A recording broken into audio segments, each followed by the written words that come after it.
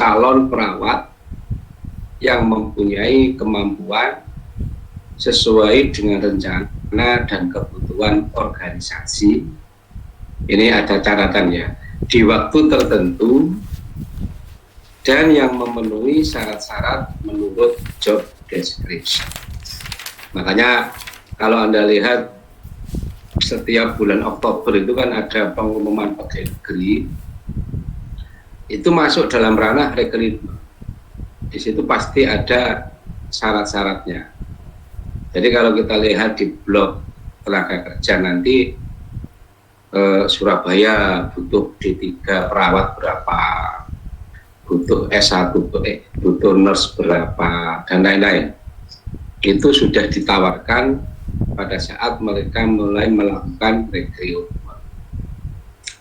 Secara manajemen, adik-adik sekalian, tanggung jawab rekrutmen itu terletak pada bagian personalia. Sehingga saudara-saudara nanti kalau sudah lulus, meletakkan lamaran pekerjaan itu tanyanya ke satpam itu tanya, Pak, bagian personalia di mana ya? No. Biasanya satpam akan begini dong. Oh, mau lamar pekerjaan tuh, iya Pak. Oke, dititipkan di sini aja deh. Nanti kita yang antar ke personalia seperti itu. Nah itu kita perlu tips, bukan kok nyokok satpamnya gitu, enggak. Kita kalau mereka mau loh ya, Pak ini terima kasih saya tidak masuk, ada ini Pak uang rokok, itu juga tidak apa-apa. Artinya kan mereka ada tanggung jawab setelah kita kasih apa itu sesuai dengan yang kita bawa pada saat itu. Tapi ada beberapa rumah sakit yang kita langsung diantarkan ke bagian personalia. Itu sekedar meletakkan lamaran pekerjaannya. Tapi ya menurut saya, pengalaman saya ya, kalau lewat satpam ya ada sesuatu yang kita tinggal gitu. Karena otomatis kan dia yang mengantarkan ke dalam. Tidak usah banyak. Berapa Pak ya? Nggak ada ya kriterianya ya. Yo tergantung pada saat itu saudara bawa apa. Dan banyak kasus satpamnya tidak mau. Itu satpam yang baik. Banyak kasus di tempat-tempat tertentu pada saat kita titip itu mereka tidak mau. Yang paling legal dan tidak menyalahi protap adalah kalau kita sudah punya target, oh saya mau lamar di RSAL, gitu ya. Jangan di RSAL lah, kalau RSAL itu kan tentara ya, jadi sangat terstruktur. Kita melamar di rumah sakit swasta gitu aja. Anda orang mana gitu ya. Ya Anda siap-siap bawa oleh-oleh tradisi Anda. Misalnya kalau Anda orang Jember ya pelem bawa satu kresek. BE kebetulan di rumah sakit tersebut kita tidak bisa menghadap profesi personalia, tapi lewat satpam. Sehingga nanti pelemu kayak no satpam.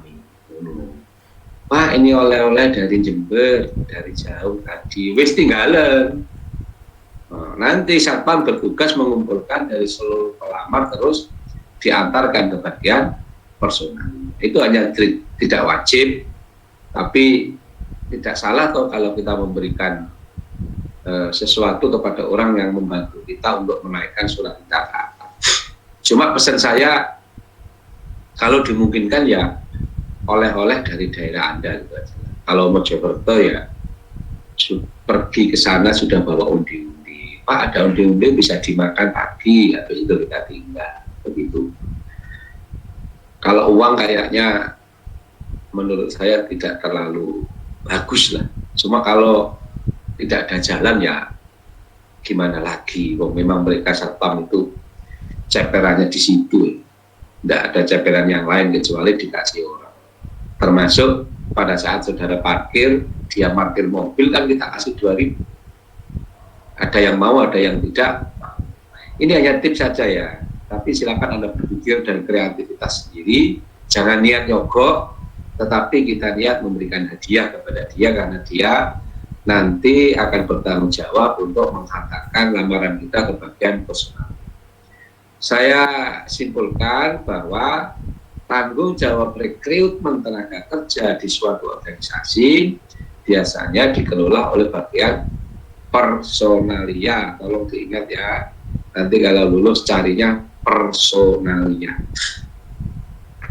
Yang nomor 3, saudara, prinsip pengisian lowongan itu adalah dengan suatu filosofi the right man on the right place.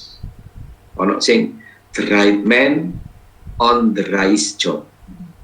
Kalau khusus rekrutmen biasanya ini kita mencari menempatkan pegawai yang tepat pada tempat yang tepat. Saya ulangi, kita mencari pegawai yang tepat itu kompeten dalam bahasa perawat dan pada tempat yang tepat. Maka namanya the right man on the right place ya. Oke, berikutnya secara global kalau kita rilis atau kita bikin tahapan,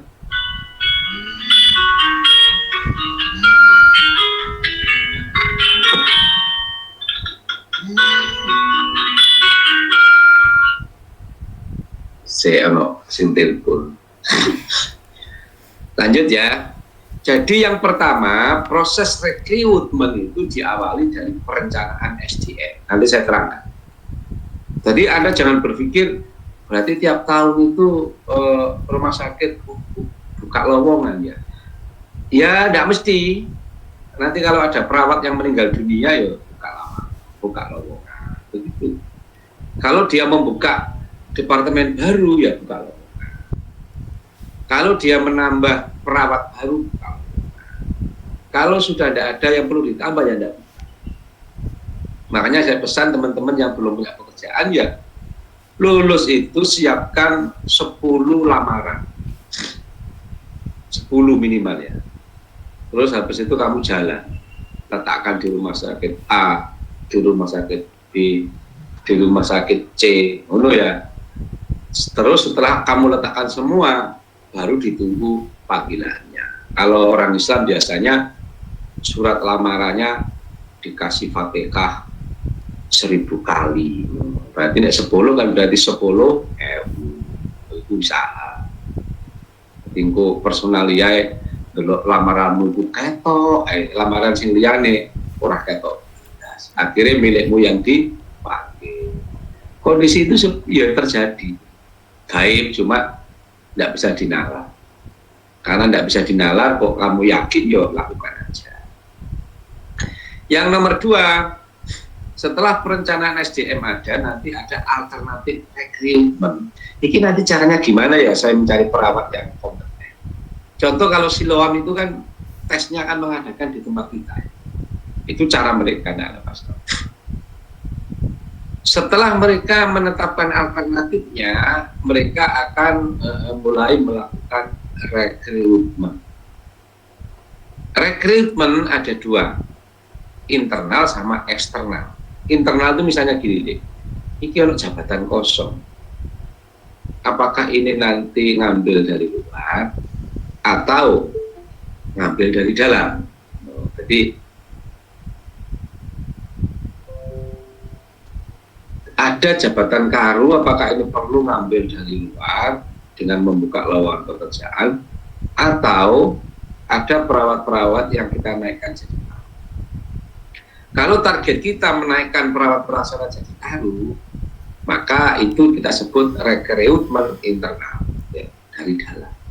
Tetapi kalau kita mencari orang lain untuk kita tempatkan, bukan bagian dari pegawai, itu kita sebut eksternal. Jadi mencari dari luar.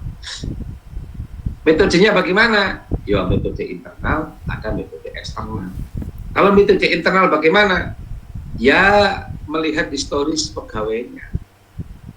kecakapannya, kedisiplinannya, jumlah prestasinya, jumlah pelanggarannya, pendidikannya, lama kerjanya, dan lain-lain.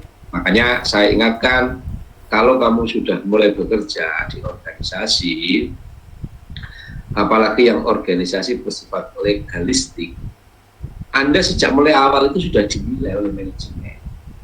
Dan itu adalah karir Anda untuk kedepannya. Makanya hati-hati. Satu, biasakan saudara disiplin, karena disiplin itu kebiasaan.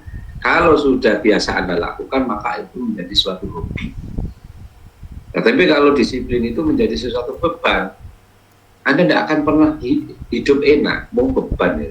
Misalnya kerja nang RSHR, jam itu apel, ngono ya. Yo, asini kan juga beban asini. Uang isu-isu kok omon baris, padahal aku kan sudah pakai glowing, misalnya ngono ya. Terus pupuran itu kompon kena matahari. Kan nanti rusak glowing aku, ngono misalnya ya. Akhirnya beban. Tiap hari kamu mikir, kuru kamu nanti. Nggak sampai tua mati, kemana kena kuru, nak akan mikir glowing, nggak mau gara-gara disuruh apel. Nah, itu akan menjadi beban tersendiri. Yang betul gimana? Ini sudah diwajibkan, maka mau tidak mau kita harus menjadikan ini suatu habit. Saya harus menikmatinya dan akan saya jadikan hobi. Terus gimana caranya? Yo jo glowing sih, glowing engko nek mari apel. Berarti kewenang kantor ya. Jadi kita mencari trik untuk mensiasati itu. Dan yang paling penting adalah ini harus dinikmati, menurutlah. Pokoknya aja sampai kerja itu Anda beban, itu tidak enak sekali. Pokoknya kalau Anda bekerja itu jadikan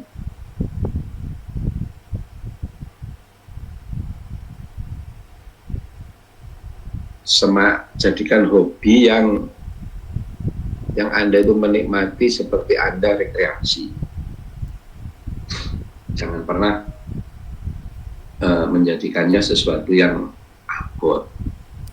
Kalau Anda menjadikan itu rasanya malah berat. Betul, ini saya rasakan. Ini pengalaman. Lanjut, kita masuk sedikit yang saya terangkan tadi ya. Kita masuk perencanaan tenaga kerja. Perencanaan tenaga keperawat itu seharusnya mengikutkan bagian keperawatan. Jadi personalia itu harus mengikutkan tim panitia dari perawat. Bisa diambil dari diklat atau dari departemen keperawatan. Kalau di RSHL gampangannya ya harusnya mengikutkan kepala departemen keperawatan. Dari kepala departemen keperawatan membuat tim tersendiri. Sebenarnya kebutuhan perawat itu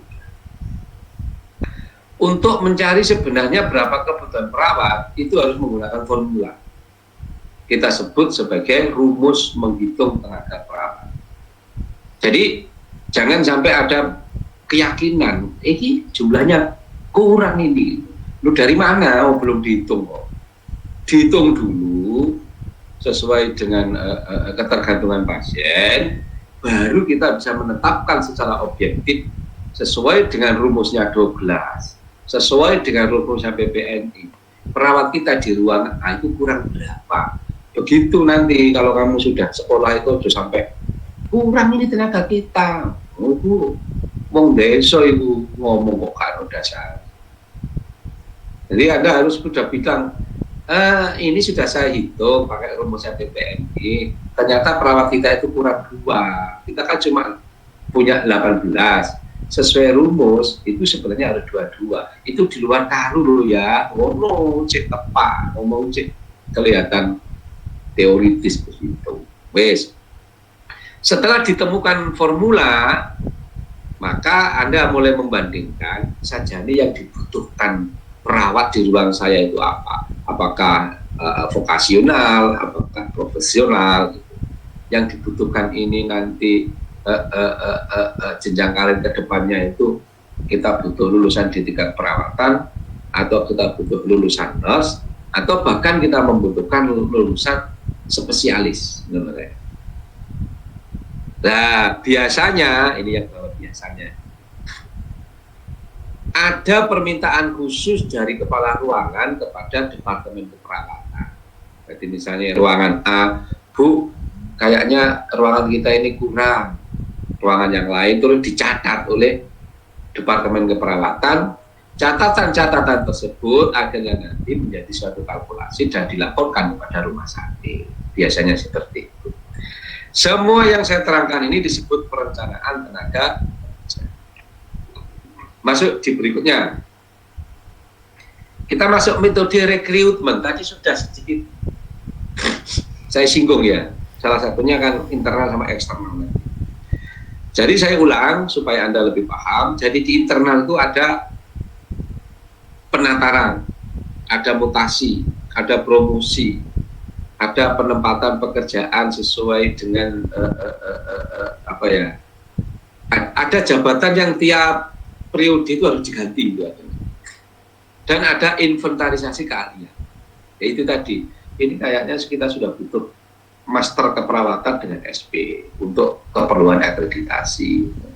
Itu berarti ada yang dikuliahkan atau tugas belajarkan, atau ada yang sudah di planning hanya membutuhkan pelatihan. Contoh sederhana, di ruang hijau itu rata-rata kan pelatihan, perawat D3 atau nurse dilatih, akhirnya dia mempunyai sertifikat untuk bisa menangani, tidak perlu dikuliahkan. Tetapi kalau kepala ruangan, kepala departemen, ini kan sudah harus di mapping, artinya harus ada kuliah S2 dan lain-lain. Itu namanya internal. Nah yang kedua eksternal itu mencari dari luar, ya media, koran, badan penyalur tenaga kerja, minta ke PBNI, minta rekomendasi dari setikes atau open house atau job fire atau online dan lain-lain. Itu kita sebut eksternal. Anda perlu di lapangan itu ada yang namanya outsourcing ya. Karena kalau kayak tukang sapu itu kan kita sebut outsourcing. Nanti tidak menutup kemungkinan di periode yang akan datang perawat itu juga ada outsourcing. Nanti juga mungkin ada perawat kerja lepas. Nanti juga mungkin ada employee relation. Nanti juga ada lembur ketenagaan. Contoh di Australia. Di Australia itu perawat itu shiftnya permintaan dan gajinya berdasarkan lembur. Contoh, saya ngelamar di sana ya, saya pakai dokter, terus MOU. Oh jadi Bapak kerjanya itu 24 jam, bisanya 2 jam. Bisanya jam berapa Pak?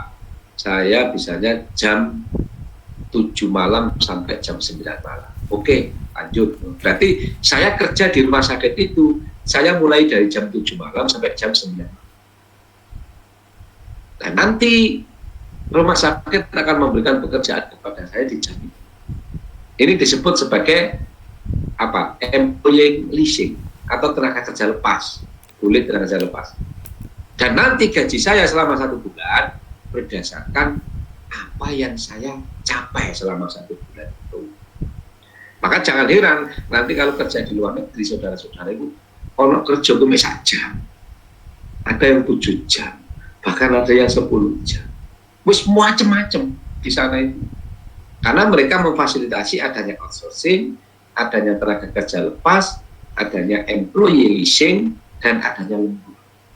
Sehingga Anda jangan heran nanti kerjamu, oh jam piro, aku kerja jam 6 sampai jam 7, sak jam toh. Dan nanti jam 7 sampai jam 8 ada lagi orang yang datang. Begitu, kalau di sana sudah sangat mapan sekali. Kalau di Indonesia masih belum.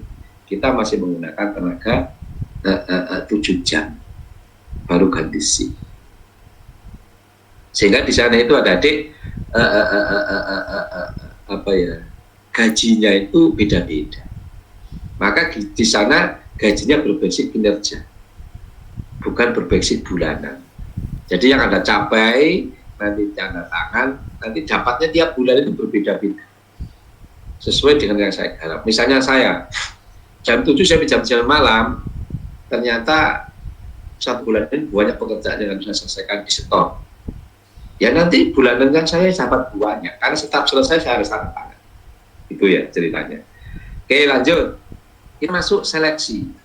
Seleksi itu beda dengan rekrutmen. Kalau rekrutmen itu proses pencarian. Kalau seleksi itu sudah dapat terus dipilah. Jadi memilih seseorang dari kelompok pelamar yang paling cocok. Nah, di dalam seleksi itu ada dua. Yang pertama, seleksi administratif.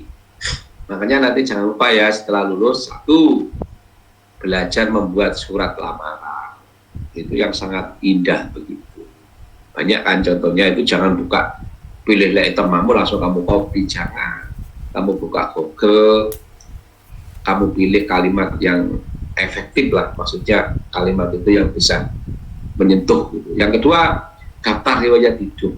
Seluruh kemampuanmu kamu tulis, bahkan pernah seminar apa, pernah pelatihan apa, pernah kerja di mana, tulisin semua, karena ini adalah profil. Terus salinan ijazah, jangan lupa yang dilegalisir. Surat keterangan dari instansi yang berwenang. Habis lulus langsung ngurus surat keterangan kelakuan baik dari kepolisian, wajib itu. Jadi jangan nunggu ijazah, karena surat keterangan kelakuan baik itu biasanya berlaku 3 bulan, kan nanti ada grade-nya. Dan ada yang meminta kartu kuning dari tenaga kerja, itu nanti ya juga diurus. Jadi Anda pergi ke tenaga kerja, dinas tenaga kerja untuk mencari kartu kerja, kita sebut kartu kuning.